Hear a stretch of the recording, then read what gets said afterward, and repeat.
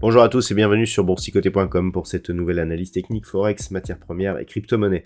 Avec une paire de devises euro-dollar qui a bien rebondi, alors on a eu une baisse généralisée du dollar aujourd'hui suite à la diffusion du NFP.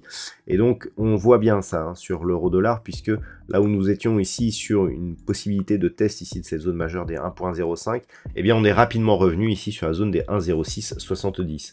Donc pour l'instant il y a un espace de neutralisation ici dans cette zone, et la zone ici des 1.05 est une zone majeure et préservée.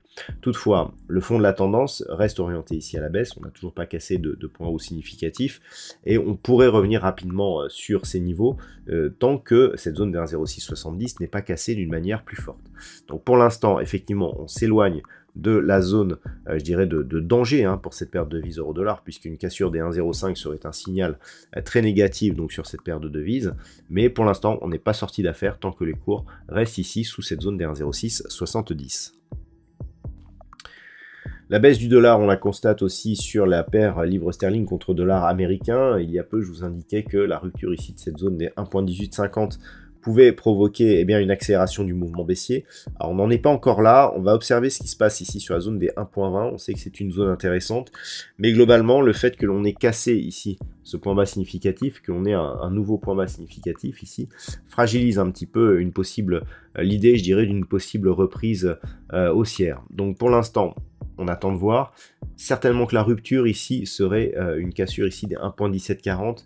Clairement, le fait ici que l'on puisse casser cette zone pourrait nous placer dans une dynamique de retournement moyen terme qui serait relativement forte.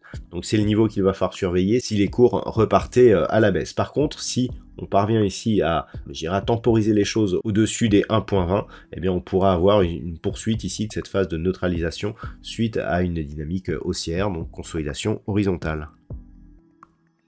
Sur l'or, nous avons une configuration là aussi qui profite de la baisse du dollar. On avait une première impulsion ici suite à l'approche de la zone des 1807.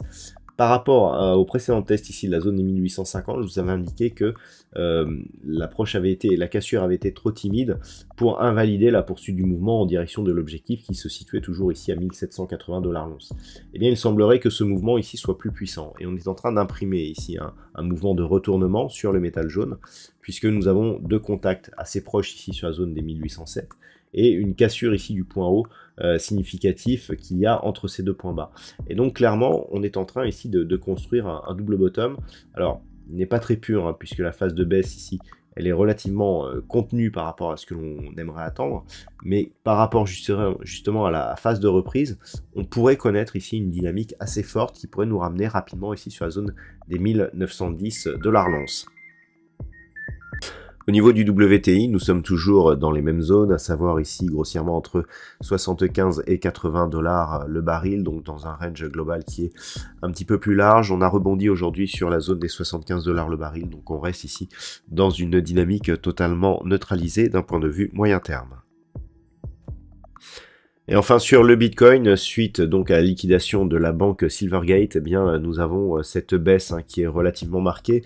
Donc le Bitcoin qui revient ici sur sa zone des 20 000 $ pour un Bitcoin, donc comble le gap haussier ici qui avait laissé espérer une reprise des cours qui devait être confirmée par une rupture des 25 200 $ pour un Bitcoin. Cette zone n'a pas été inquiétée, on est juste venu la tester, et donc suite à cette affaire, les cours reviennent ici sur 20 000. Donc globalement, d'un point de vue moyen terme, ça ne change pas grand chose, on est toujours ici dans un range d'évolution entre 25 200 et 15 000 $ pour un Bitcoin grossièrement.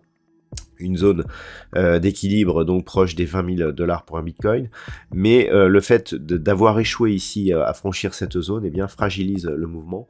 On pourrait continuer à baisser ici, et en cas de rupture de cette zone des 15 800, on pourrait continuer à inscrire de nouveaux plus bas par rapport à cette dynamique. Voilà donc ce que l'on peut dire sur l'analyse technique de ces principaux actifs de marché. Je vous souhaite de passer une très bonne soirée et un très bon week-end. On se retrouve dès demain dès la semaine prochaine pour d'autres analyses techniques, toujours sur le site boursicoté.com.